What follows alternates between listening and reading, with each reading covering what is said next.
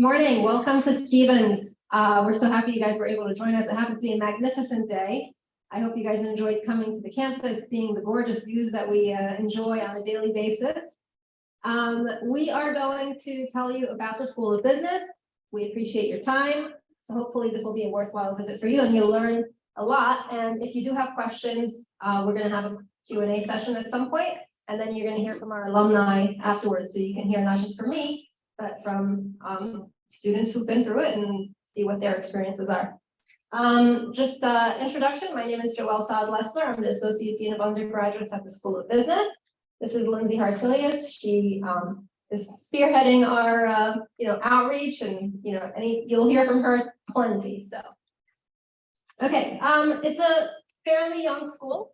Stevens is older, but the School of Business is only about 20 years old.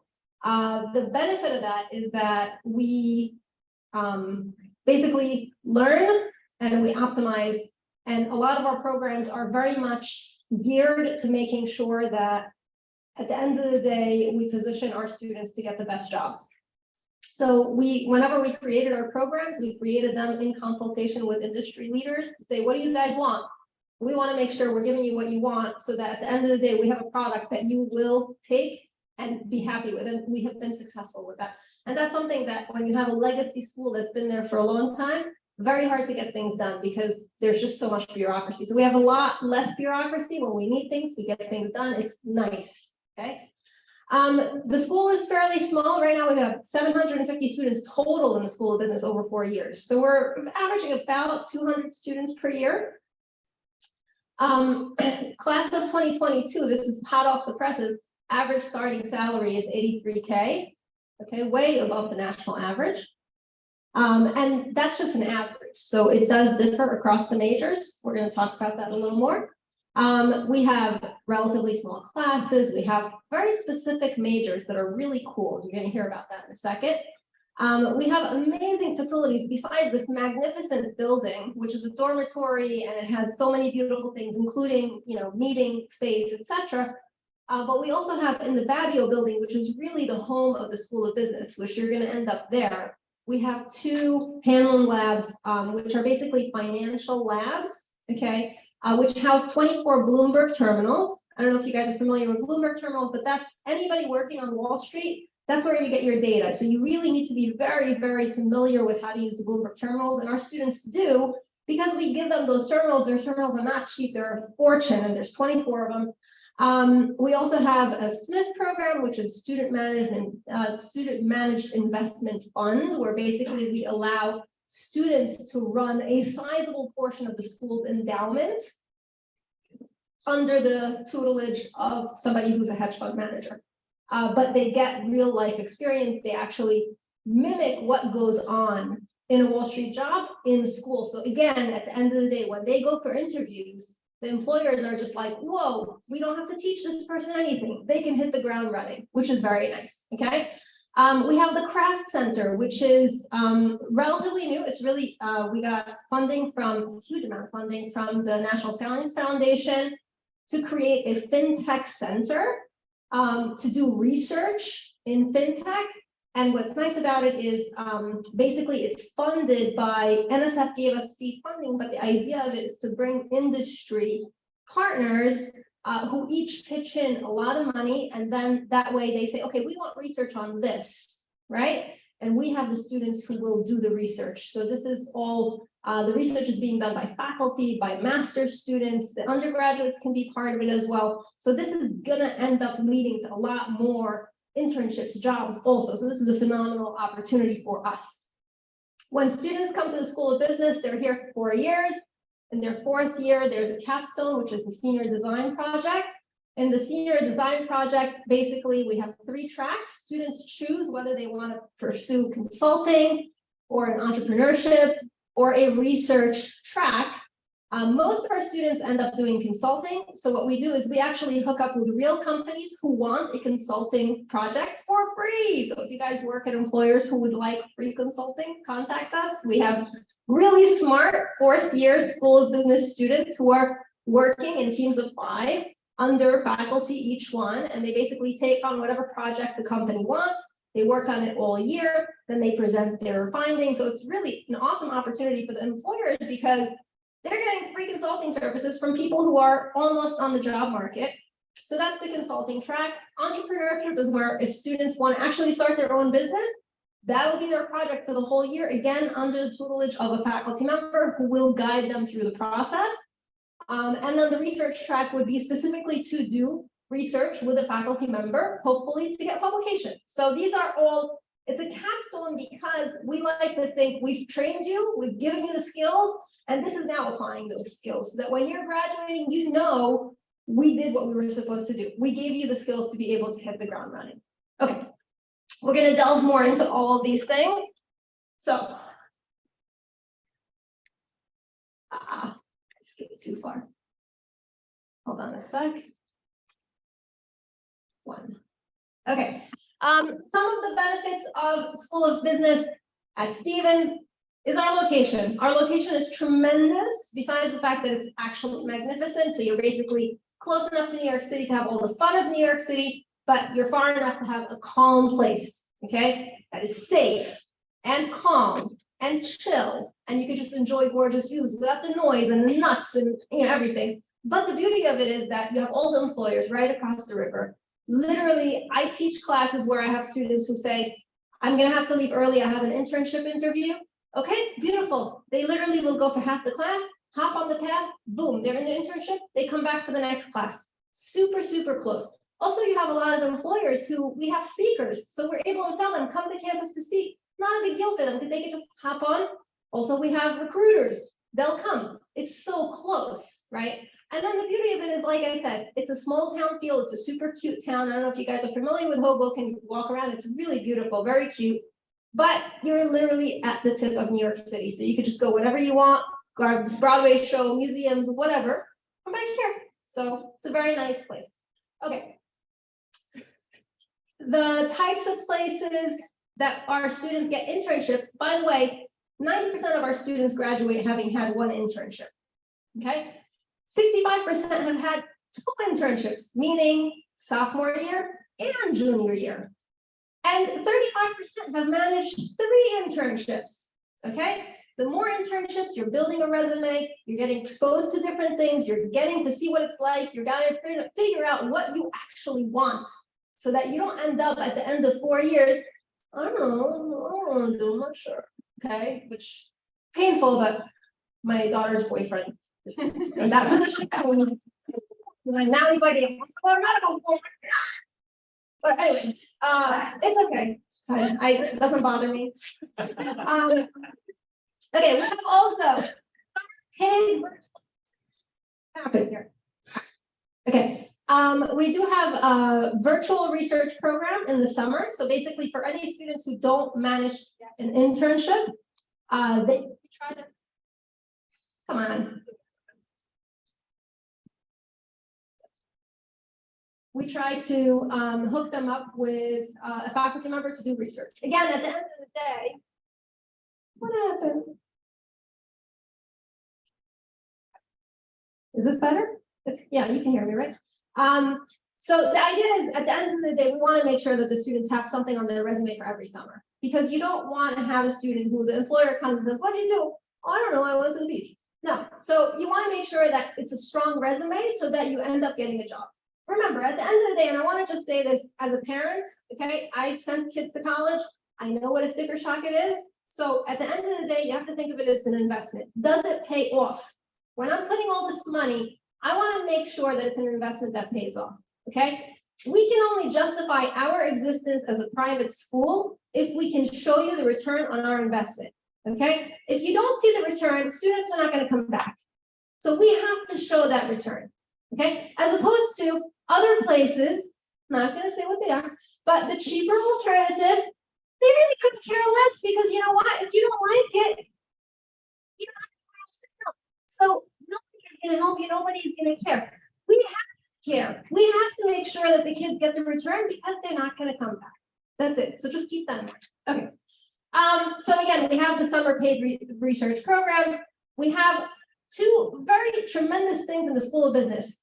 COPA, which is our career center, which is basically a team of people dedicated to making they basically are constantly looking for internship opportunities, telling the students constantly, every week they'll get 2 emails at least. This one, this one, this one. So the students are constantly bombarded. Also, we train our students to make sure they have a good resume. So there's actually a class all students are required to take in the spring semester of their freshman year, where we work with them on their resume, we work with them on interview skills, we work with them on all kinds of things, including when you get the job, what if you have a bad boss? What do? You know, all these things that they're going to deal with. So they're not coming frazzled, they are coming prepared. Okay. Move on to the next slide. Okay, within 6 months of graduation, we have 99% of the outcomes are finalized. That's this line. I can't show it. Outcomes finalized 99%. Where are our students? This is the latest cohort. 77% got a job, 21% went to graduate school, 1% went back home. This is for the international students. And only 1% are still seeking employment 6 months after graduation. So 99% have a finalized outcome. That's tremendous, tremendous. Okay. By the way, the companies that you see in the background, these are the companies that our students will typically end up working at. We have a lot of Goldman Sachs, BNY, Bank of New York Mellon, Deloitte, Credit Suisse, KPMG, EY. A lot of our students end up there.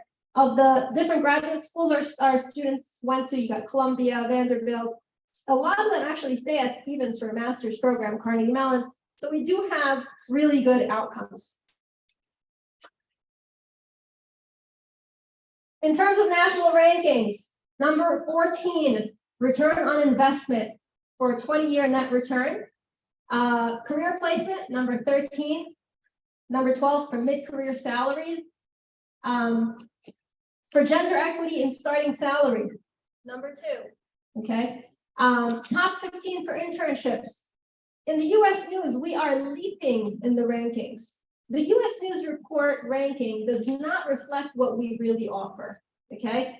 And we are on a tremendous trajectory. We've been really, literally, the word is not going up, it's leaping, okay? So it's just a matter of time we're gonna start catching up, all right? Like I said, it's a 20-year-old school, it's fairly young, okay?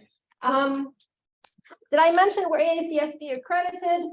I didn't mention that. I think AACSB is an accrediting body that comes in, checks out what the business school has to offer, and makes sure you have a stamp of approval. It's actually, I think, less than 5% of business schools in the world have AACSB ranking, so we do have the AACSB accreditation, and they make sure, by the way, how many faculty do you have per student, how many faculty have a PhD, how many faculty are doing research as opposed to industry, whatever. There's like a lot of things, and it ensures a certain quality, a certain level.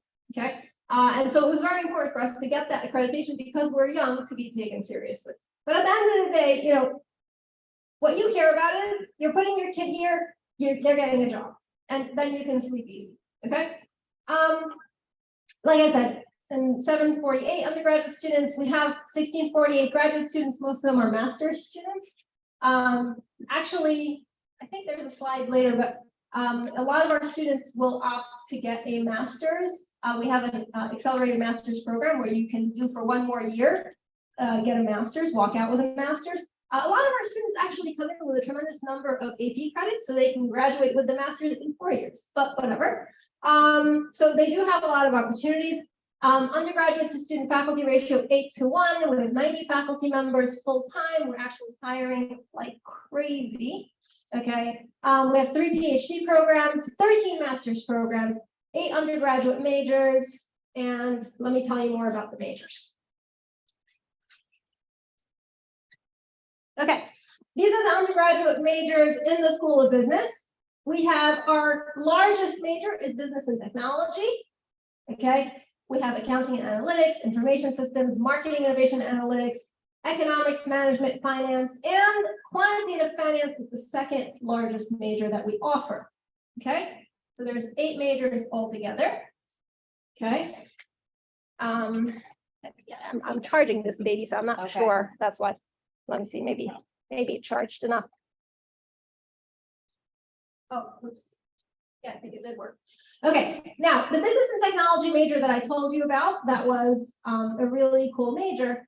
It's really a create your own major. Essentially, every major in the School of Business has a spine of courses that all the students take. Okay, and let's talk about quantitative finance separately because that has a different spine. But the other 7 majors, they all have a spine that will basically in the first 2 years expose students to every single possible area of business. So they will all take information systems, accounting, management, economics, marketing. They will all take the intro classes in the first 2 years. Okay, that allows them to see what they like, what they don't like. At the end of the second year, now they have to choose what they want to concentrate in. Okay, so all the students take the same spine, but then they choose to concentrate in a business concentration and in a technology concentration. Okay, and the concentration in business is accounting, finance, marketing, quantitative finance, economics, and management. In the tech concentration space, they can specify information systems, tech in the arts, tech in the sciences, computer science, data analytics. You know, we do have tech in the arts, for example. We have a very strong music and technology program in Stevens, not in the School of Business. So this is what, you know, mostly what we're talking about. Tech in the sciences, you got biotech, green tech, you name it. So there's like a ton, okay? But the point is that, you know, it allows students to have a broad understanding of business, but then concentrate. And again, you're showing the employer that, look, I understand, right? So the concentration is typically 4 courses here, 4 courses here. And this is in addition to the spine that everybody takes. Okay. The accounting and analytics major that I said, again, was created in consultation with industry experts. Students will take 8 courses in accounting, 10 courses in analytics. And then they can graduate with enough semester hours for the CPA exam, but to get the CPA license, they need an additional number of hours. So students can get that if they stay for a master's, okay? Because you need 150 credits to be able to get the license, okay? But with the 126 credit accounting major, you can sit for the exam at least, okay? This is standard in accounting. Incidentally, you'll notice a thread that is the case with every single major we offer is analytics. Everything you're going to hear in analytics. And this is a differentiator for the School of Business because we're not just interested in teaching you accounting or marketing. We want to make sure that you're walking out with the tech skills that the employers are seeking, okay? Any kind of accounting job, they want the students to know Tableau. They want the students to know all these technologies, all these softwares. So again, they don't have to teach them anything. They don't have to train them. They know this stuff, okay? And that's what makes the students really attractive. Okay, the marketing, innovation, and analytics program, okay? You know, you're gonna basically learn all of these things. These are some of the employers that hire our students, okay? The quantitative finance major. Okay, so now the quantitative finance major is different. It's separate from the regular other 7 majors because its spine is much more focused on computer science, math, and finance. Okay, the quantitative finance program was created as a mashup of computer science, math, and finance because when it was created, we spoke to employers and the employers said, listen, we're getting students who know finance, but they don't know enough computer science. We are getting students who know finance and computer science, they don't know enough math, right? So the QF program was designed to be able to give the employers somebody who can do all of these things. Okay, so our QF students are actually really, really in hot demand. They do tremendous. So when I showed you the $83,000 starting salary, they tend to be a little higher than that. But it is a very rigorous program. And if you're not, you know, if you're not the type of person who could do comp sci or math, it's not for you. It's fine. So, but like I said, by the way, for the business and technology students, they can do a quantitative finance concentration. Okay.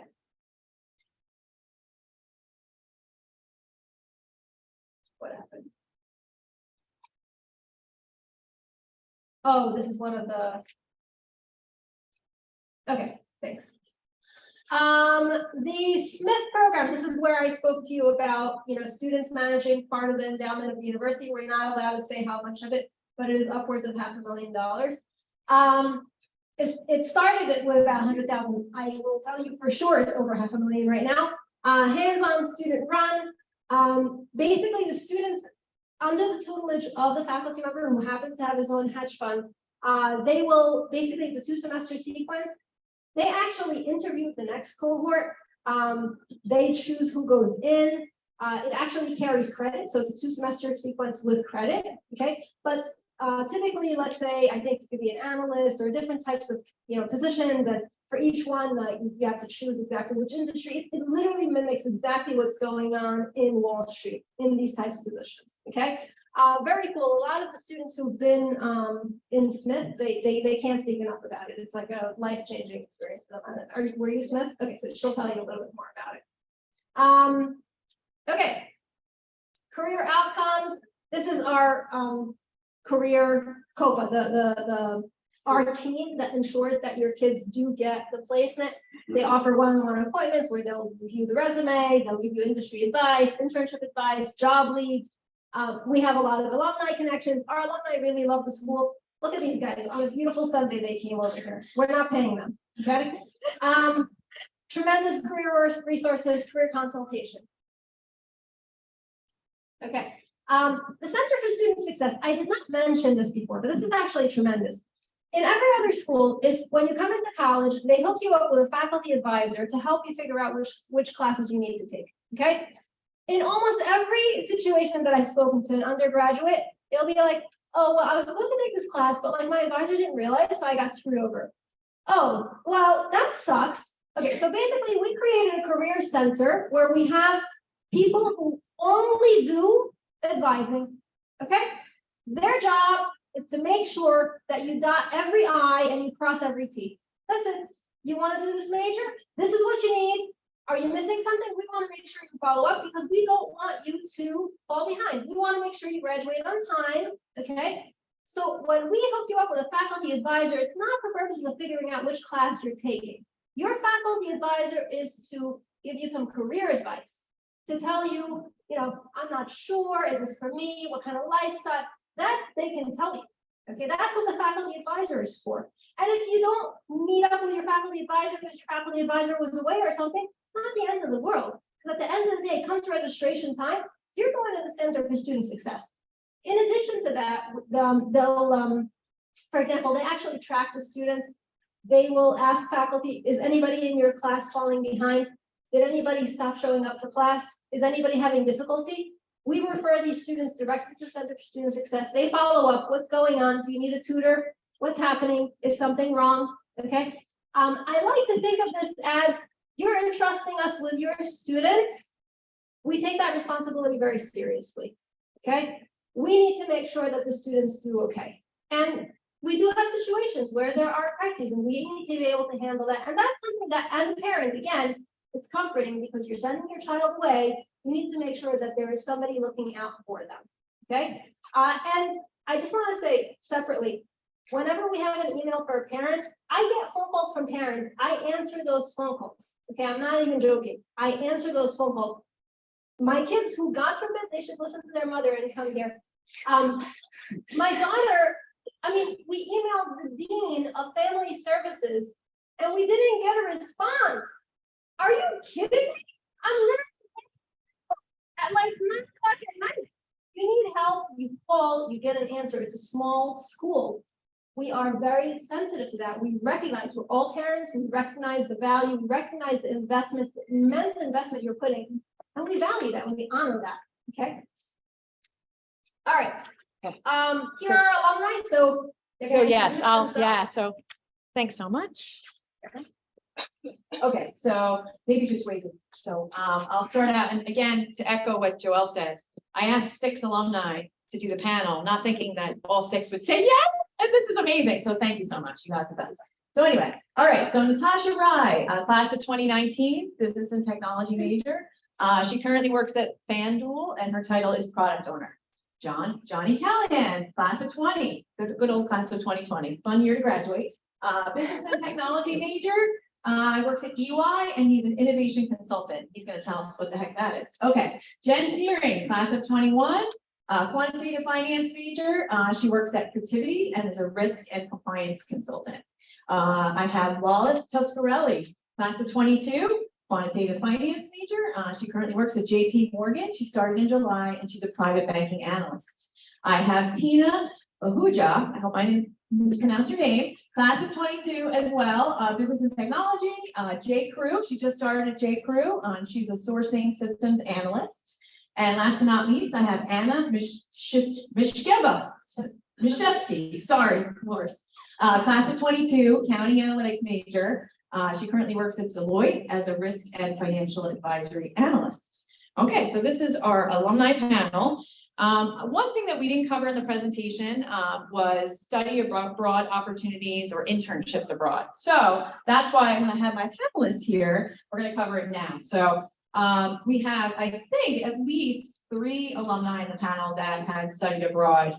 And so I guess we'll start, just to make it easy, with Tina. Tina, maybe you can answer this question. Where did you study abroad? What year? And how was the experience? Hello, everyone.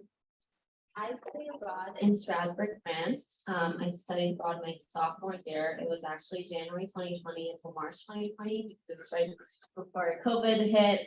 So I got sent home then, but I got to spend 2 months in Strasbourg. It was amazing. It's really close to Germany, so I'd go grocery shopping in Germany. And I went with 2 friends and 2 people that were in my sorority. It was a really great experience. Were you able to finish? I know sometimes when you study abroad, you could get like an international business minor in our old curriculum. Were you able, but you probably couldn't complete it because. No, I didn't do a minor, but I You got didn't? to take a lot of classes that were for my informed major. Okay, And, great. In my interviews, actually for jobs, I got to bring up one of the classes I took, which was luxury brands management, because a L'Oreal executive actually taught that class when I was in France. So I bring that up in my interviews, and they like to get that. And that was a cool experience.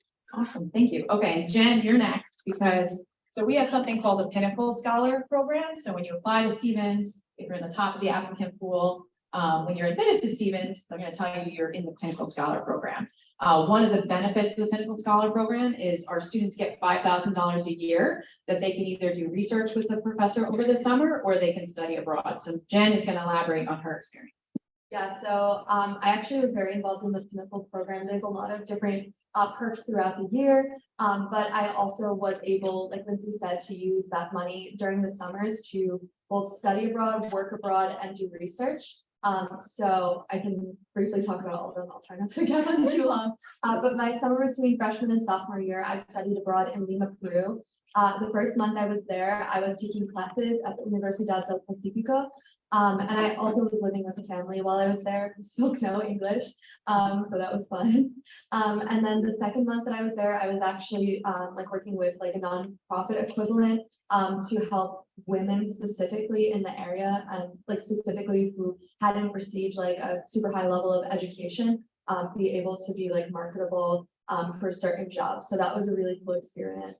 And then this summer between sophomore and junior year, I was interning abroad. I interned at a fintech startup in Sydney, Australia, which was super, super fun. I also got to, like, while I was there, I worked for a few energy startups as well. And that was a ton of great experience. And I talked about that in interviews when I was doing that. And then the summer between my junior and senior year, so that was like the COVID summer. So I actually did like a shortened internship. And the professor, I was like, well, I don't want to like sit around all summer. So I like worked with a professor who like I heard of through someone else. And I did research in supply chain of like pharma, especially how COVID had impacted that. So, and like Pinnacle was super helpful because especially with this study abroad, they gave me like most of the money to like book the flights and like pay for housing and all of that. So yeah. And I think the other alumni is Johnny. No. Okay. I studied abroad in Barcelona, Spain my junior year, spring. And really, I was not a Pinnacle scholar, so I had a lot of different opportunities on whether I wanted to go with the company or whether I wanted to go with one of our partnership schools. And the Business Student Success Center was a huge part of that operation. They really helped me, find the classes that would transfer over correctly, know who I needed to talk to and get approval for, talk to the financial aid office to understand where my aid was coming from, how much I was paying out of pocket for college, so that I could really optimize and make my experience the best it possibly could. Well, that was within my budget. So they found a program that was equivalent to what I was paying out of pocket at Stevens. That would be the same in Barcelona, Spain. So it was a seamless process, but it is a lot of work, and they're really there to help you. So it's not just scheduling classes, it's anything that you need help with. So I credit them a lot with allowing me to go abroad. So Thank you. Okay, so next question's coming to you, Wallace, passing the mic. All right, so Wallace, so can you elaborate? So you currently work at JP Morgan. How did you land that role? What was your experience? Maybe we'll start with the role and also your major, quantitative finance. Sure. So hi, everyone. I'm a private banking analyst at JP Morgan in the city. Private banking basically equates to wealth management. So we provide holistic wealth management services to wealthy individuals in the area. That includes planning, investing, different types of analysis of your portfolio, and et cetera, moving forward. I interned there after junior year, so that's the junior year internship, and I was fortunate enough to receive a return offer to come back full time, which I started this July. I started training. I had to take a series of exams to become certified, and now I recently actually started in office end of August. So it's been about 2 months for me on the job, on the desk. The internship was wonderful. That's why I decided to return. I really enjoyed the company. I enjoyed the folks. I like the line of business work. In terms of quantitative finance setting me up for that, I do feel like the analytics were a differentiator for me.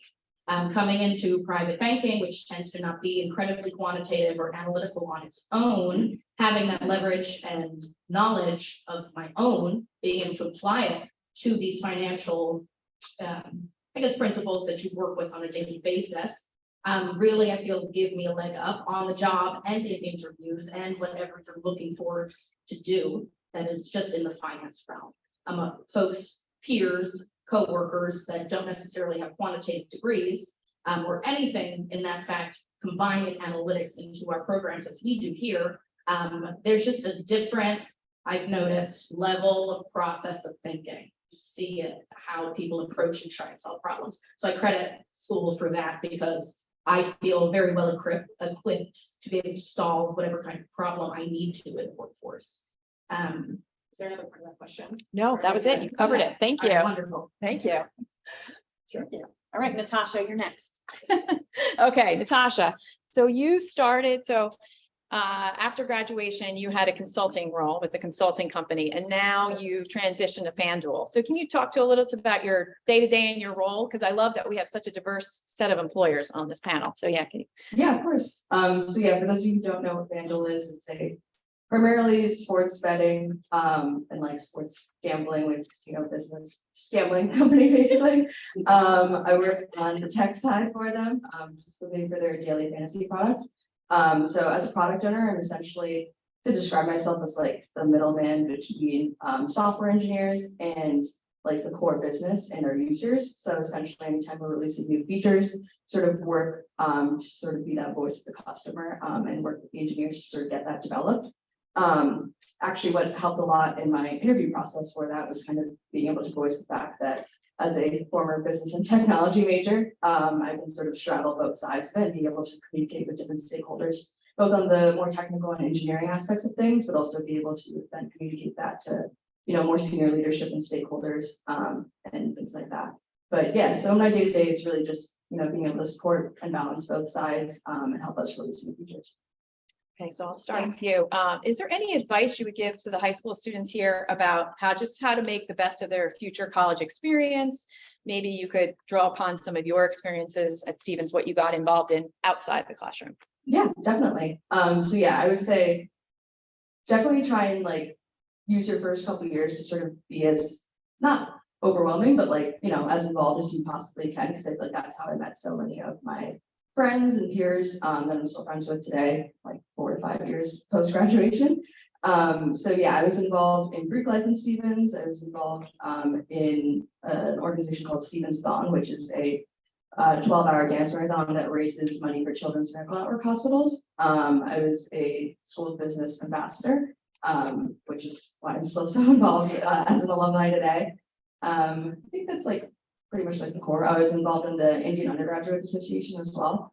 But yeah, definitely think that through all those involvements, it made me not only more of like a well-rounded candidate for job interviews, but it also gave me a lot of leadership experience. And yeah, it also just made the college experience a lot more fun because I had, a life, I guess, outside of the classroom, which definitely helped. Sure. I feel like my answer is very similar. Anybody else have any? Well, I guess, no, so anyone, we'll talk about, because we're gonna go over some of the business clubs when we move to the business school building. But is anyone on the panel, was anyone part of Smith? And that would want to, okay, so maybe we'll pass the mic to Wallace and then continue on.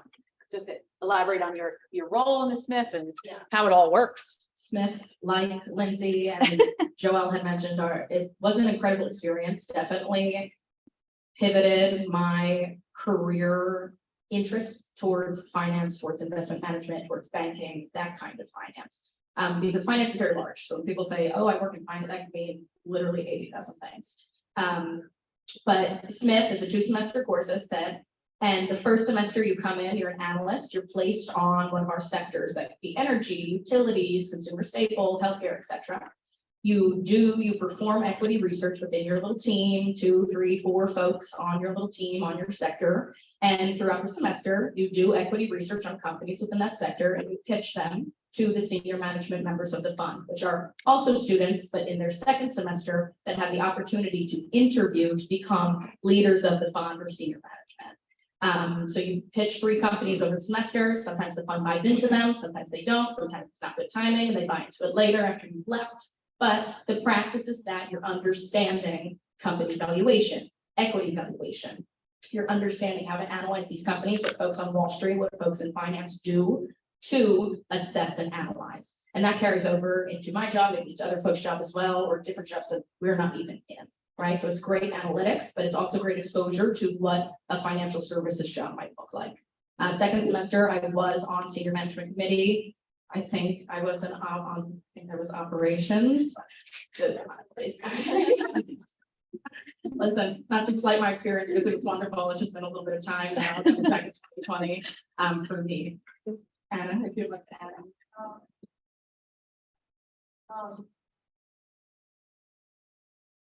Hi, everybody. Me, just like Wallace, I was also on the Smith, and Lindsay knows every time I come here to speak to these panels, I really cannot stop talking about Smith. I really truly believe it's an incredible experience that it provided me with so much. I didn't just grow, professionally. I grew very much personally. It allowed me, to think quick on my feet, to be good under pressure, and then I still use those skills here in my job. So yeah, it's incredible.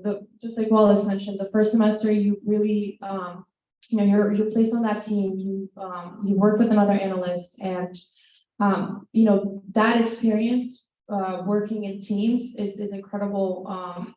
It's incredibly helpful. Just because, right now, I work on different teams. I have 5 clients, and all those 5 clients, I have 5 different teams, and it really truly, brings your, the personal connection you have with your team and, how well you work with others. So, yeah, if you do decide to come here, and I really hope you do, please, check out the Smith, and I hope you can join. Thank you. Can you pass the mic to Jen? Okay, Jen, so I guess I want to get into Hoboken because we touched upon it already, but how did Hoboken and living close to New York City kind of play a role in your experience at Stevens? Like, what were the fun things you did, or yeah. Oh my gosh, so many. I love Hoboken. So I graduated 2021 with my bachelor's this year with my master's. But I still live in Hoboken. I plan to live here for the foreseeable future. Like they were saying before, it's really nice because it is close to New York City. Like I'm obsessed with like music and like Broadway. So I'm going to like concerts, Broadway shows like during the week now that I work, and even like during the school year. Like Stevens has something you'll hear probably at some point about entertainment committee. They'll plan like Broadway shows, concerts, sports games. all that. Stevens is such a great place to like get to those places. And it not be like super far, a whole like day trip or something.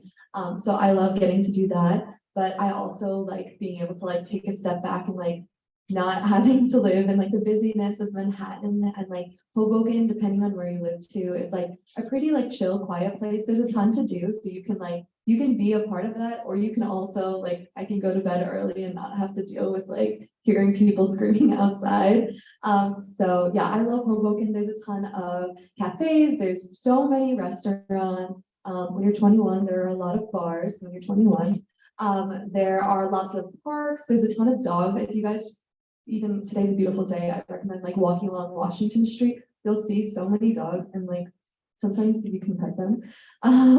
There's just so much to do in Hoboken, and even like on campus, I think a really unique thing about Stevens is that like, yeah, like we're in the city of Hoboken, we're in a city, but you also get like the college campus, the college like campus experience, which I think was super important for me. Like I didn't want to be like a city campus either. So I love Hoboken. I love it here.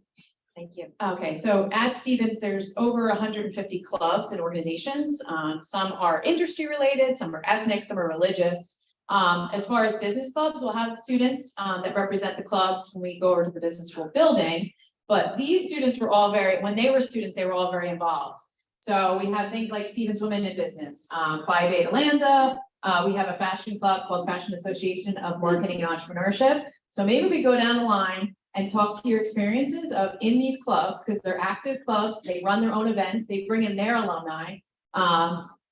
Kind of it's part of the full offering that we offer. So maybe we can go through and start with Jen and just kind of elaborate on what you were involved in as far as business clubs.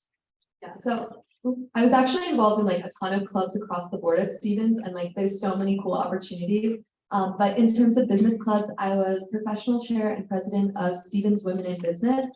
That's a really cool organization, so you get to network with other women in business. You have a ton of like panels that will be Stevens alumni. You can get that outside of the club as well. We did like how to dress for business. We do a ton of like info sessions, and a really cool thing about Stevens Women in Business too is that it is open to every student. It's not limited to just business students or just women. Anyone can go to the event. And it's just like a really great way to like build your network. It was like super important to me while I was here because like I did have like a position on the e-board. I made a lot of my friends, and it was also a great way to like meet other people within the business school, because sometimes you'll take a class outside of your major. I was a quantitative finance major, so my classes were like very QF, and then I did my concentration in finance and econ, and then I wasn't with other quantitative finance students, and it was really great because I already knew some of the people in my classes because I knew them from Stevens Women in Business. So that is like one of my favorite organizations that I was able to be a part of. You learn a ton of like skills kind of like outside of the classroom, and it's just like a really great supplemental thing to what you are learning in the classroom. The main club that I was part of was Fashion Association of Marketing and Entrepreneurship, together with Tina here. So when I came here to Stevens, I had a big passion for fashion, and that club was already, when I started, was fairly new. It was only in its first year, so I basically took over it. I was the president for 2 years, created a ton of friends, made new events. So we created our first fashion show here together again with Tina. We worked a lot with, with small businesses. We asked a lot of small businesses in Hoboken to basically give the clothes to us, so our models can walk in, and then we can also, just promote their clothes. Then we also had a lot of panels. We asked people that we knew that worked in the fashion industry or the marketing industry or the entrepreneurship industry to come in and speak to us, about their experiences, how they leverage the business, how they leverage marketing into their fashion world. We paired up with Stevens Women in Business as well to do some other events. And yeah, overall, it was a great experience. It was a great way to, just like Jen said, meet new people, have that connection outside of the classroom. I was in a few clubs on campus and also had part-time jobs, but primarily I spent a lot of time with FAME. And I joined freshman year and then worked my way up like in different positions. And then my junior year, I was vice president of We Were Virtual. I really enjoyed being in FAME, and I think one of my favorite parts of it was also the networking. So a lot of alum that were in the fashion industry would bring them back for panels. And I actually got one of my internships through one of the alum. I got to work at the holding company of Michael Kors, Versace, and Jimmy Choo. My senior year summer, when I was figuring out what I wanted to do, what industry I wanted to go into, that was an amazing experience. The alum really helped me out like throughout the process. And then when I was there, I got to work with him as well. And now being in the fashion industry, I just love the fact that I took the risk and I like joined something that I really liked, and then it kind of transitioned into a job as well. So I definitely recommend like pursuing your passions, and I think it will work out in the end. And I was able to combine both business, fashion, and analytics together, which I absolutely love, and I love what I do. So I'm really happy that it like worked out that way.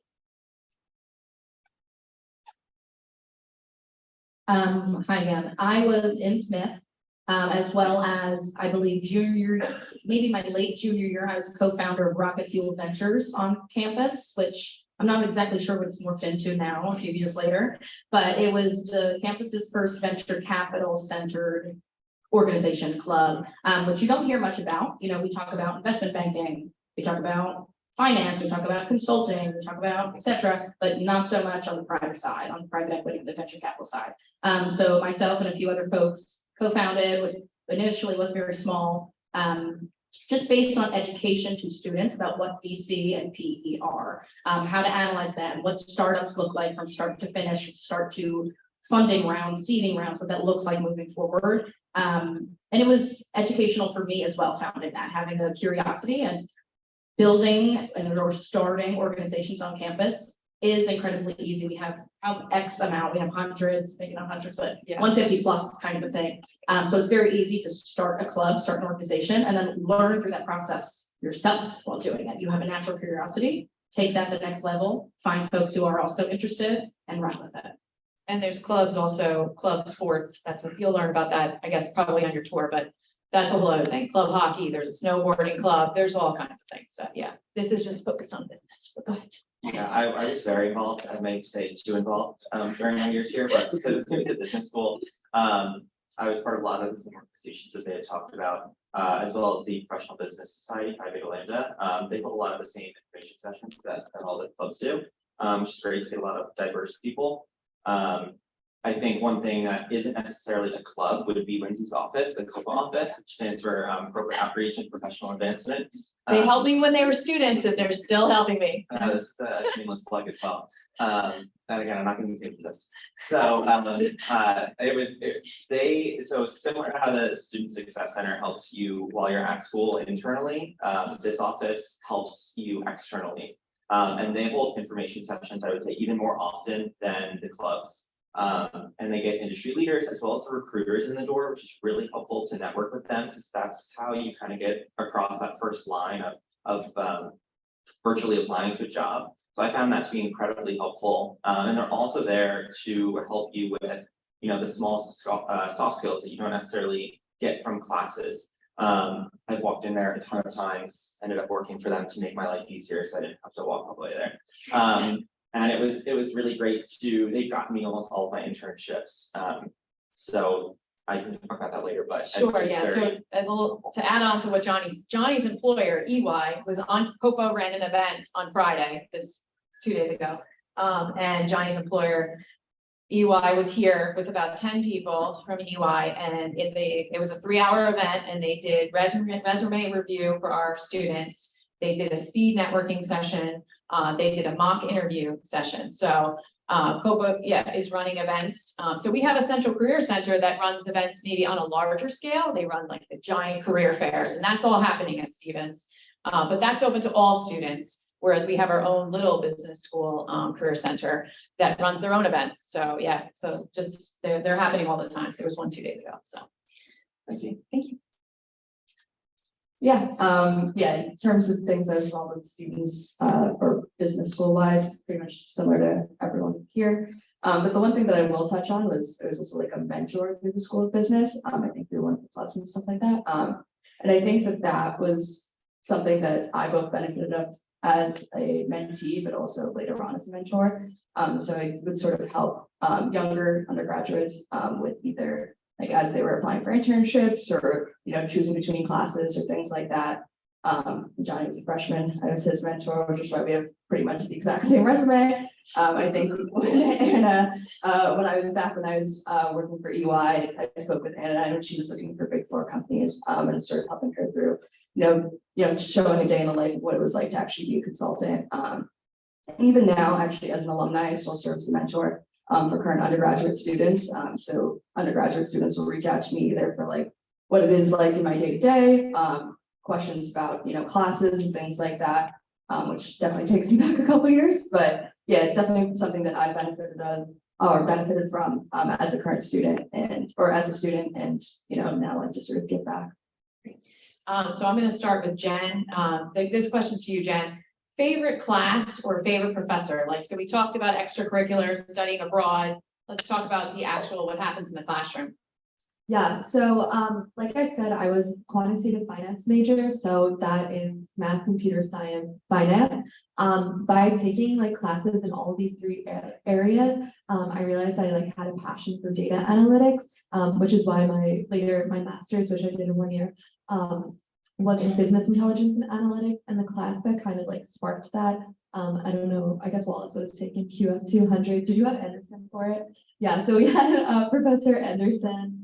It was econometrics, so that was basically like the first class, at least like I don't know if the curriculum changed since Wallace has taken it or since now, but that was like the first class where we did like the data analytics. Like I love looking at like the numbers and like making a story out of them. And like I remember like the first time this ever happened, it was like magic to me. Like we had this like Excel sheet of, which this sounds super boring probably to a lot of people, but we had this Excel sheet of just like all this data, and like what do you do with a bunch of numbers? Like it means nothing until like you like run some like statistical analyses on them, and then like suddenly like, oh, like that can have like such an impact on depending on like what the area is, like it like means something, and there's like so much that you can do with it and like help with people with it. And like, yeah, so that was my favorite class at the time. So Anna, next question. Counting major. Yeah, so for me, I had actually a lot of professors that I really enjoyed. I know this might sound biased, but I really did. The one that stood out the most to me was Joelle and Lizzie touched upon it a little bit, but your senior year, you get to work on a senior design project. And I was part of consulting. So basically, we were paired up with a small business out of Hoboken, and we were basically in charge of business development and marketing of that business, how that business can grow and expand, and how they can position themselves better in the industry, especially in Hoboken and the New York City greater area, and how they can grow and how they can, beat their competitors. So basically, that senior year really made me, get into like loving consulting. Which is why I changed my, so the summer before that year, I was interning at Deloitte in tax, but that year really made me realize that I don't want to stay in tax, and I want to pursue something more on the advisory track or consulting track. So when I received the offer for full-time, I asked to be switched from tax to more the advisory side, which is what I did. So that class really had a huge impact on me. It made me realize that I really want to work with clients. I want to work with different businesses, and just kind of pivot from what I thought I did like before. So different question for Tina.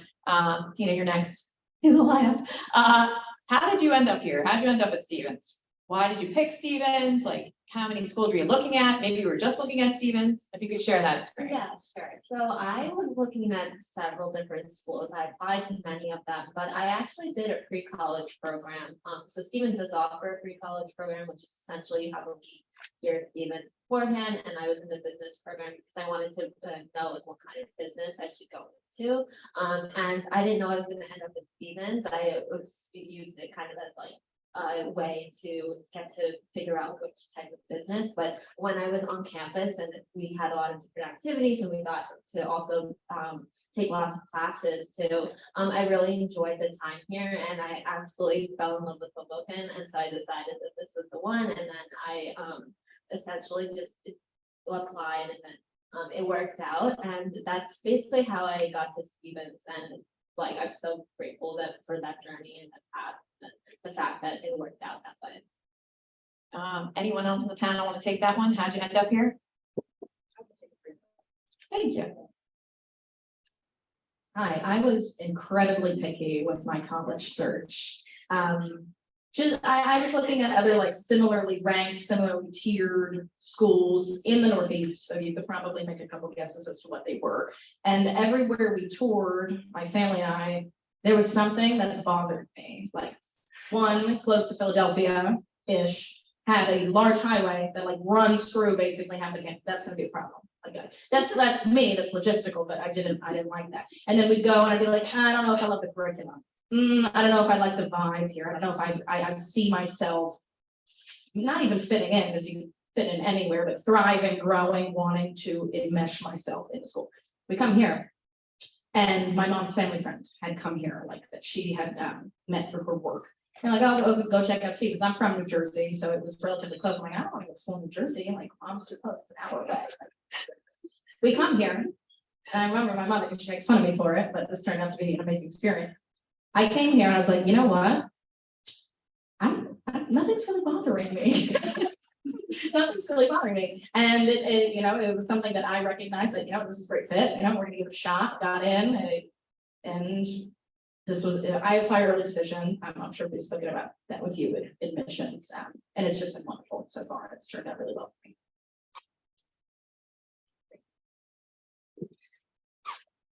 Okay, I guess we'll go back to Jen. So you mentioned briefly, so what determined your decision to stay on for grad school? Yeah, so a lot of factors like did influence like me wanting to do grad school. Mostly I think that so QF being a variety of different things I got to try, getting to do the math, the computer science. I was like, oh, I really like that. That's super interesting to me. It was also, there was a ton of info sessions where I got to talk to other people who had also done the master's program that I was looking into, because I was like, I think I want to do my master's. So I talked to people in a variety of different programs just to see what more aligned, what I was interested in. So other ones that I initially was thinking about was financial engineering, financial analytics, and then BI&A was what I ended up going with. But yeah, it was a very worthwhile program for me. I also with the master's, I feel I had a better idea of what I liked at that point, because coming in as a freshman, I chose QF and I was like, I like math, I'll do QF. But I didn't really know at that point, I hadn't really gotten to try a lot of the things. So yeah, just having that experience. And then also I took 3 classes as an undergrad, within the program. So I was able to finish my master's in just 1 year. And for me, also, I knew once I started working, I don't want to go back to school. So I was glad that I was able to get it all done at Stevens. And Stevens has a lot of really interesting master's programs. I definitely recommend looking into those. And it was just a lot easier than going somewhere else as well, because one, Stevens is very highly ranked esteemed, employers think a lot of it, but also just not having to go somewhere for 2 years to do a program was definitely a very big factor in that decision as well. Yeah, so what I'll add for parents, because I'm a parent of a current high school senior, actually. Once your student goes to undergrad school somewhere, they're going to try and sell you on the grad programs. Really what it happens is at our school, it's at a discounted rate. So your student would take 3 graduate classes that would be counting towards both of their degrees. And those just fall under their flat rate undergraduate tuition. So they start taking those grad classes starting junior year. And what Joelle mentioned, some students, if they come in with AP credits, can finish in 4.5 to 5. So they don't have to take any additional tests. as opposed to if they go to an outside grad school, which they would, you would be applying as a new student. I want to open up, thank you so much, panelists. I'm going to go open up. Is there anything we didn't cover? We covered a lot in the panel. Is there any questions from the audience? Yes.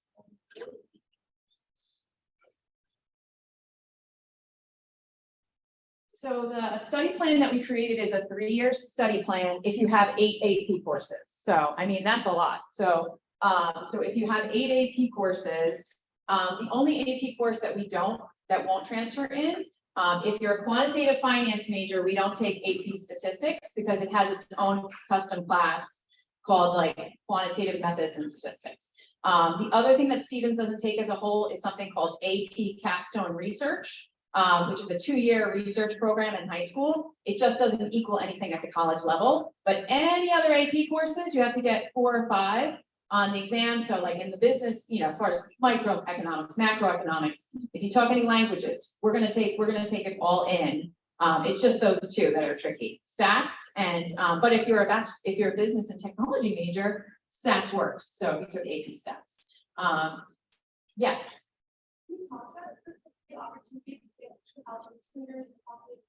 Sure, I can take that one. So we actually have an academic tutoring center on campus. So we have students tutoring other students. So traditionally difficult classes freshman year is calculus. So calculus is offered in multiple levels. We'll say a business and technology or accounting major would take a lower level calculus than a quantitative finance major. But any way you look at it, it is probably the class that calculus at the different levels. You can get a tutor at 9 o'clock at night, at 11 o'clock at night, because students keep weird hours. So then there's other classes that students traditionally would struggle with. Maybe some in this, honestly, if you love science, we don't have a lot of science in business curriculums, in any of them. So this is probably not the right majors for you. But some of the science classes students would struggle with, and we have tutors. So the tutoring schedule is about 10 pages long, and it's all different time slots. You could just look on Stevens academic tutoring. We also have a writing center. There's a lot of support at Stevens because it's a small school. A lot of students don't use the support, but you can actually have someone proofread all of your presentations, your papers, and that's what the writing center does. So there's a writing center, there's a tutoring center. Joelle mentioned it. There's like a psychological counseling center. There's all kinds of support. And there is 2 career centers, ours and then the larger career center. And Yes. all those are free to students. Yes. You don't have to pay for them. So I know there's a lot of services, as you just said. What's the coursework like in the business? So when we go to the business school building, we're going to have a professor that represents each discipline and then the curriculum sheets. So you're going to walk into the main room, which is the Babbio Atrium. And that's like the downstairs lobby. You're going to get to meet people from the business clubs, our professors, our students. But the first room that you're going to enter, we're going to split into 4 tour groups. But the first room is going to have professors and students. And on the tables, we'll have the curriculum sheets. We also have our career center. So a COPA team is also going to be there, and they can talk to the internships and the employers that are hiring our students right now. Yes. Oh, sure. So since you did the quantitative finance. Yeah. Do you think that set you up, like, was it specific where you could also go and or like Yeah. Yeah, for sure. That's a great question. The question was the QF, the quantitative finance degree specifically. Do I think that it was too siloed and that I was kind of pushed towards a certain field? That's the question? Or I actually think it's quite the opposite. I think the QF degree is well-rounded enough that you are able to take that in whatever direction you want to go, especially since we also have concentrations. I think they're even more updated now since I've been here, but various concentrations, finance and economics, computer science, mathematics, and statistics, you pick that. You take your core courses, but then you start taking additionals. I think it's like maybe 4 or 5. And that allows you to go in whatever direction you want to. I know folks, so I'm in private banking. I know folks in investment banking. I know folks in operations. I know people who are doing quant trading at hedge funds. You know people literally across the entire spectrum of jobs. And tech companies also hire these kids As because well they as take a tech lot of coding classes. That's probably less likely, but sometimes pharmaceutical companies, because where we're located in New Jersey, there's so many big pharmas. They also hire these kids and across every major. Yeah. Any other questions from the audience? Yes. My question is for you. So, when you were like the class, that helped you in your current position in the fashion industry? Yeah, so there were some classes when I was abroad that helped me. Social grant management was one of them. But actually one that I was surprised by was marketing class here, digital, because digital marketing, like network recruitment. And we had to run a regression with R, and okay, sorry. So we had to run a regression with R, and we got to learn R in that class. And that helped me when I was at Capri, because the VP actually at the time was asking around like if anyone in the department knew R, and he gave me the code, and I was actually able to decipher it and help him out with the software engineers. So I think it was really surprising too. I was like, oh, I didn't know I could do that. But there is some classes that you'll take during your time here that you'll realize later on really are able to help you, and you have that tech advantage no matter what industry you go in.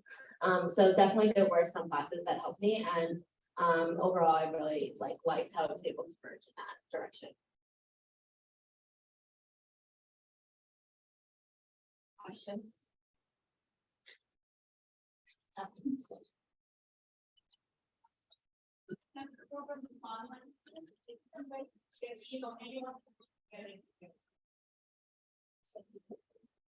Yeah, so speaking, the student managed investment fund, correct? Yep. So it is interview process to get into the class. And then once you're in, you are in for 2 semesters. You don't need to re-interview for the second semester.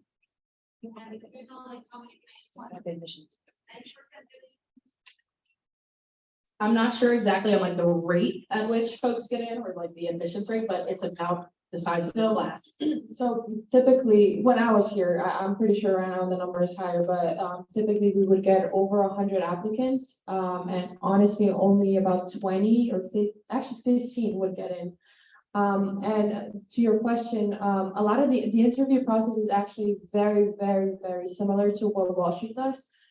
Basically, we do a very intense technical interview, which focuses on accounting, on finance, on macroeconomics, and I believe it's valuation. And then the second part of the interview, and that first interview is about an hour.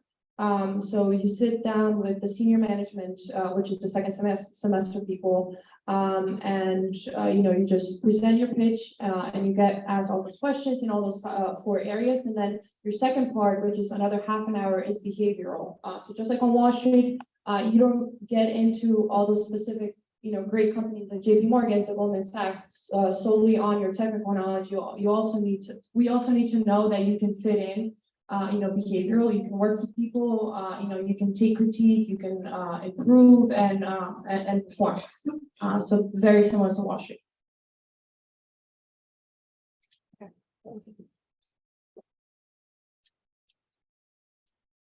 Any other questions from the audience? Oh, sure.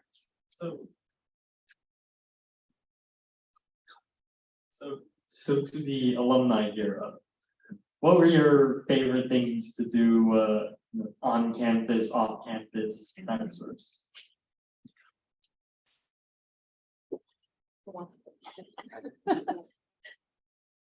Well, I love to exploring Hoboken, so I love to eat at restaurants around here.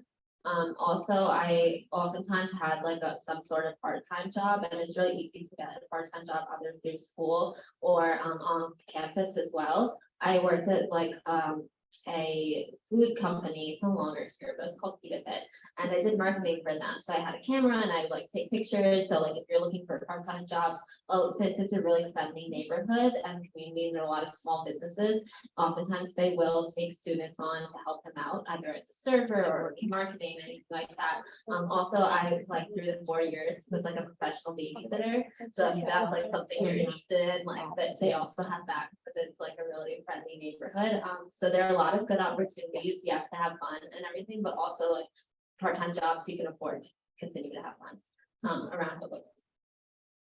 Yeah, likewise, I had a lot of different jobs, internships, I walked dogs, I babysat, I worked on campus, off campus, I had corporate jobs, the whole gambit, so those You work were. for Copa? Yeah, I worked for Gopa as well. I had, worked for a luxury retail company in the city. Like, it was a lot of fun. Besides the job part, which I enjoyed, just like going to the city, there's so many things to do, like that college students can attend, like free pop-ups and concerts that are discounted and, college nights at bars and stuff like that. So, like the world is your oyster, especially in New York City. So I enjoyed having that access.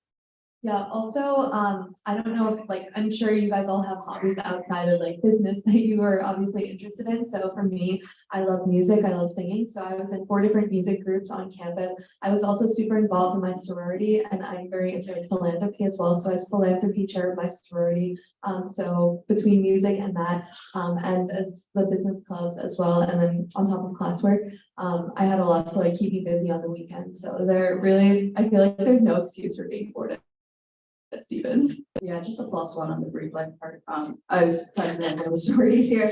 And I mean, I feel like my parents, when they heard I was joining a sorority, weren't exactly thrilled. But do want to preface that, yeah, Stevens Greek life has been a really great influence on me.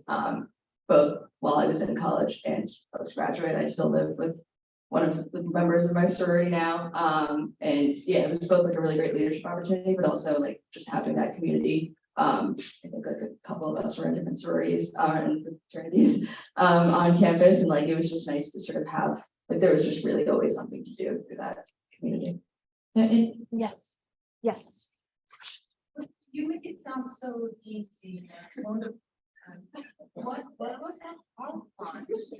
What were your biggest challenges? What part? Yeah. Anyone? I mean, I think there's always a bit of a challenge, I guess, going from high school, living at home, all that stuff, but the natural progression or like transition of being completely on your own and, having that college transition. I think one thing that was both a challenge, but also a benefit was the fact that Stevens is a very, like, everyone around me is a high performer and is very ambitious and like knows what they want to do, or not necessarily knows what they want to do, but there's a very high success rate. And I think that kind of helped me both give me community of like people that I can learn from and grow with, but also kind of pushed me to sort of be better and like, be on my A game, I guess. And so it's kind of nice to have that, but I would definitely say that, having in comparison to like some of my friends who maybe went to state schools or, other schools that maybe weren't as, close proximity to the city or like didn't have as, strong of a course curriculum, maybe didn't have as many like opportunities. And that probably is why, I had more internships than them and, I had more job opportunities and things like that. So it's kind of a balance of those two. First semester, when you start college, sometimes it is a bit of a change. Like for me, I thought the curriculum was pretty rigorous. And there is a big adjustment, but I think like after that, then it's like a little bit smoother. You get into habit and like into better form and stuff. But otherwise, I would just say maybe the curriculum is a little bit difficult, but in a sense, that's what brings all of us to like do better and like just challenge ourselves. So I'm glad that it was challenging, because I think that if it was necessarily easy, I wouldn't be learning as much or wouldn't have challenged myself outside of the classroom too. So it's nice because like it being hard is also a way to get you like on your feet, and to always like make sure you're doing something outside of the classroom too, so that you're engaged in other ways as well. Yeah, I think juggling it all. I mean, moving from high school where you get on the bus, you go to school, you do sports, you do homework, you very much a lot of structure. And you come into college somewhat, independent on your own. And you have so many different things being thrown at you, all these clubs, all these classes. It's a big change. Like I definitely cried my first week. But that aside, I really enjoyed it. It's just like juggling it all. And then once you kind of master it, it definitely becomes a lot easier. But I think juggling like a work-life balance with school, and like you want to make money, but also do stuff with your friends, but focus on schoolwork and what's important to you. So I think that's the hardest part with so many different things that you're able to do, picking ones that are important to you and spending your time appropriately. Any other questions? Yes. What percentage of the students belong to fraternities and sororities? How do you pick Is it 40%? Yeah, I can find out for you from the student life department. Sarah Klein, student life would give you the current number. I just want to ask you about, how do you decide what alternatives are already? What is the, how did you pick the ones? Yeah, they have a lot of info sessions, kind of similar to jobs where like, they have a booth and you can talk to the people. All of the different fraternities and sororities have different events. Or more or less networking events, they'll have like s'mores in their backyard, or they'll play football, on the quad, or they will hold a networking alumni session, something like that. Where you can get a feel of the culture and what they do and what's important to them, and it's really just, I think, who you get along with.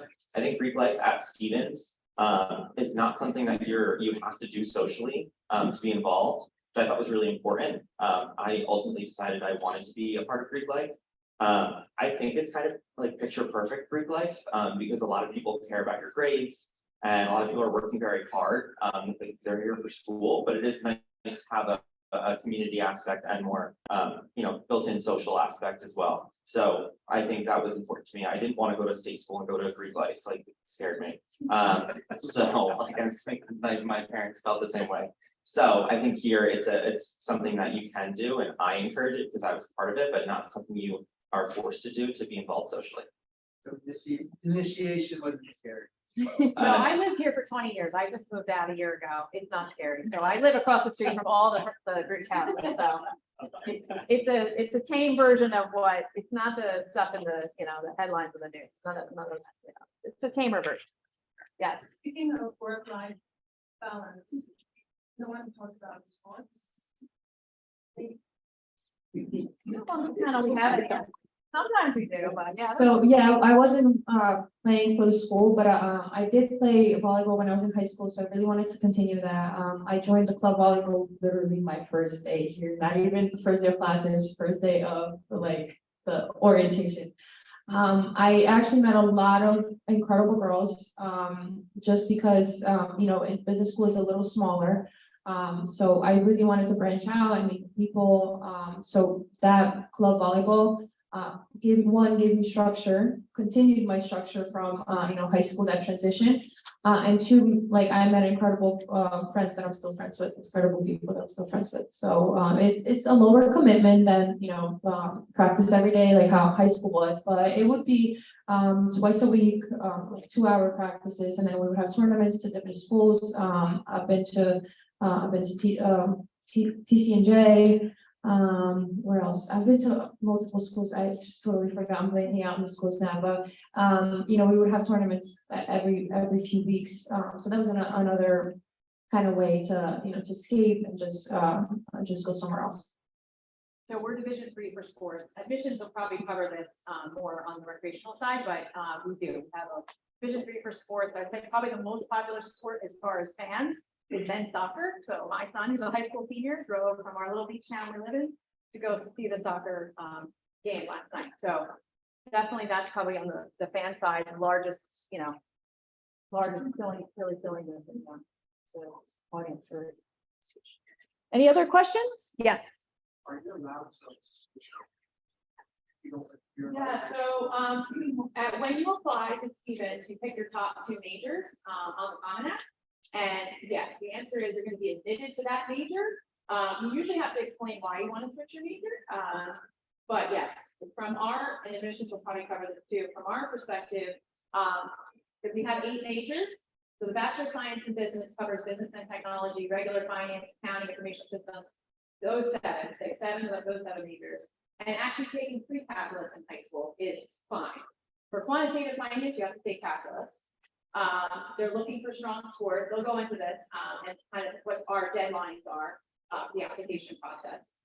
Early Division 1 is very soon. Deadline is like next week. But yes. Any other questions? Okay, great. All right. So I think admissions is kind of quickly go over just key application deadline, and then we'll get you on the business school building. Did you want us to stay here?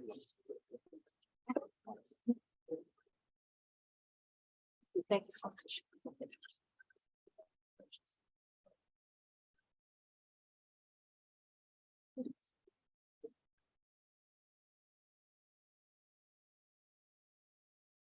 Just like this,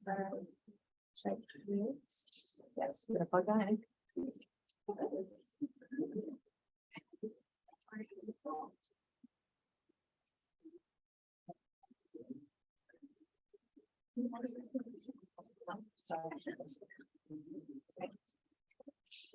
Good morning, everybody. My name is Jeremiah Andrews, and I'm admissions counselor at Stevens Institute of Technology. We're running a little bit behind on time, so I'm going to quickly go through some essential facts about Stevens, as well as the application process.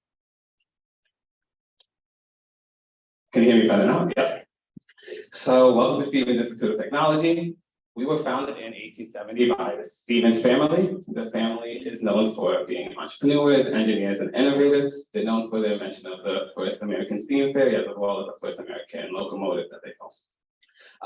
We are located in Hoboken, New Jersey, which is a small city with around 60,000 people in total. And in turn, Stevens itself is fairly small with about 4,000 students. We really try to lean into some of those benefits, such as our average class size being around 25, so the students get to know all the professors, as well as having a small student-to-faculty ratio of around 12:1. All of our professors do host office hours, so the students do get to have that 1v1 time with their professors to get to know them as well.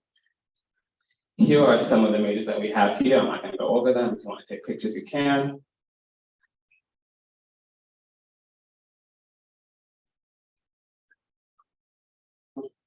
And then here we go.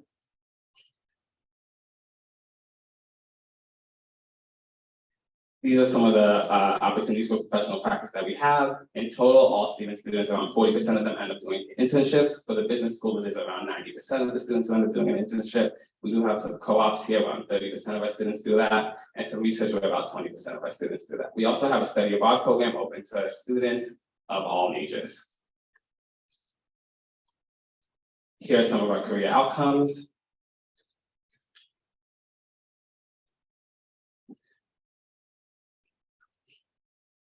And now here's our student life. At Stevens, our mascot is actually the duck, Duck Attila. The reason why we chose the duck is because we believe it's the most perfectly engineered animal. It can walk, it can fly, it can swim, it can do it all. We do have about 150 different student organizations here. This ranges from religious to cultural to Greek life to pre-professional, and we also have some student government as well. We have an entertainment committee that works on filling the calendar with fun events by getting the students discounted tickets to movies, sporting events, amusement parks, and stuff like that. My favorite, we also have around 20 different performance groups that host around 50 different performances every year. This is all student-led, so they run the whole show. They do marketing for the show, they run the backstage, they run the lights and all of that. It's a great experience for all the students. We have an a cappella team. My favorite one is the quacapella. Yeah. We are a Division III school with around 25 different sports. If you aren't interested in Division III sports, we also have intramural sports where it's Stevens students versus Stevens students, and then club sports, which is Stevens schools versus other schools locally in the area. We are also involved in the community with around 15,000 hours of community service every year. Next, we have our dining services at Stevens and the residential education. For residential education, we do guarantee housing for students in the first 2 years. For the freshmen, they have the 7 different residence halls that you'll be able to see on the tours. And then for the sophomores, we have our university center complex. For the residential halls, these come fully furnished with like the long-term beds, a couch, a desk, a dresser, all for the students. And then for the residential towers, they also do have the same amenities, but some cool dining venues. Some cool dining venues, fitness centers, and stuff like that. I'll go over that a little bit more on the next slide. And for dining services, we do have 4 different meal plans. We have the Terra, Giga, Mega, and Kilo. We hope each student knows which one is the biggest. We do have some dining options across Hoboken. As some of the students mentioned before, there are restaurants here in Hoboken, and they actually partner up with Stevens as a school. So when you go there, you can show your Stevens ID and you get some percentage off. You can also pay using your Stevens ID where we use duck bills. These are dollar-to-dollar money that's loaded up to all the Stevens cards. You could use it to pay for laundry, go to CVS, Johnny Rockets, and stuff like that. We also have an on-campus dietitian for all Stevens students. So if they have any dietary restrictions or anything like that, they can talk to the dietitian to figure out where they're going to be eating and stuff like that. And we also brought back our Stevens Shuttle program. That it's like a Uber rideshare app where students are allowed to just go on their phone, tell them where they are, and then a Stevens Shuttle will come pick them up and drop them off anywhere in Hoboken. And past midnight, they'll pick them up and drop them off anywhere. In terms of building a world-class campus, We have completed our University Center complex, which is this building. We completed it back in May. It is connected to our 2 residential towers that are for our sophomores that have over 1,000 beds. We do not have 1,000 sophomores, so the additional beds go to the other classes. We also completed our Student Wellness Center back in 2019, which is our one-stop stop for all student wellness as a whole. And then our Gateway Academic Center, which is home to some of our research labs and classes, which you'll be able to see on your walking tour later. Next here, we have the application requirements. We are on the Common App as well as having our own custom application. We do ask students to send in their official transcript as well as their senior coursework. We do ask for students to send in 2 letters of recommendation, one from the guidance counselor and one from any teacher that a student may have. It doesn't have to be major specific, so you don't have to do like a personal finance teacher or a math teacher or anything like that. We only hope that the teacher likes you. They tend to write better letters of recommendation. And then lastly, we have that essay, which is a personal statement that is required for students that you can find on the Common App. We are test optional for the fall 2023, with around 50% of our students sending in applications last year, and we also accepted them at around the same rate. The average test scores for students here, so the middle 50% is around 1,400 to 1,480. So 25% of our students have sent scores above and 25% about the grades that you've gotten or the scores that you've gotten on the test. They also want to know who you are as a person, so don't be afraid to put that in your application throughout. Next year, we have the financial aid. We do cost around $58,000 a year, with the Women Board being around $17,000. We do have about 4 different types of aid available. We have student scholarships and grants, federal grants and loans, stuff like that, and then state grants as well. Around 95% of our students have received some type of aid from students. And then lastly, for our financial aid documents, we have the FAFSA form and the CSS profile, which you can find on the College Board. All students are given a financial aid advisor at the time of their application to help them with these forms if they need it. And the next year, we have our Stevens pre-college, where students are allowed to test drive their college experience. This is for our rising high schoolers, so if you're still going to be in high school next year, this is for you. Yeah, so you get the opportunity to test drive your college experience, take some courses that are led by the students, an opportunity to work with some of the admissions counselors to help you with the application process and stuff like that. To find out more, you can visit at www.summers.edu/summers. Yeah.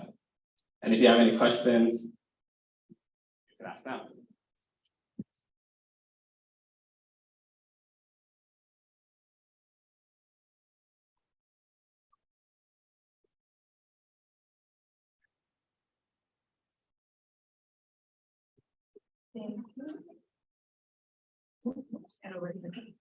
Hi, everyone. How's it going?